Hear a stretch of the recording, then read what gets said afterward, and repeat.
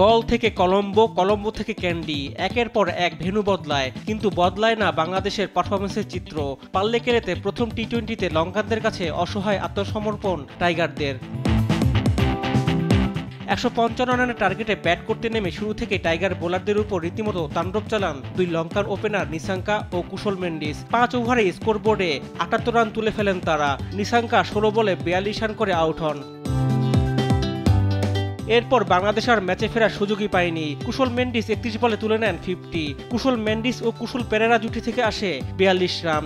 জয় থেকে ৭ রান দূরে থাকতে কুশল মেন্ডিস ৭৩ রান করে আউট হন। শেষ পর্যন্ত ১ ওভার হাতে রেখে ৩ উইকেটে ১৫৯ রান তুলে জয় নিশ্চিত করে লঙ্কানরা।